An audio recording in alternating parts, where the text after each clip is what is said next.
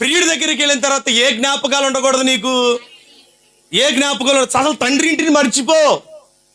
ఆత్మీయంగా తండ్రి ఇల్లు లోకం అయితే మన ప్రియుడు ఎవరో తెలుసా? పరలోకపు సంబంధం.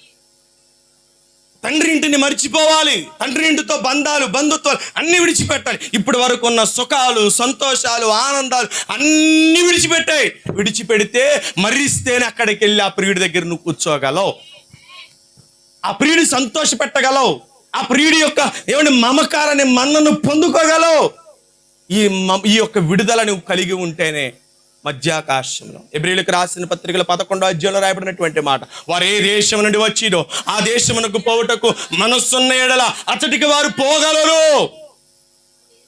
వారు ఏ దేశం నుండి వచ్చిదిరో ఆ దేశము జ్ఞాపకమందు ఉంచుకున్న ఎడల మరలా వెళ్ళుటకు వీలు కలిగిద్దంట. ఎక్కడికి వెళ్ళాలి?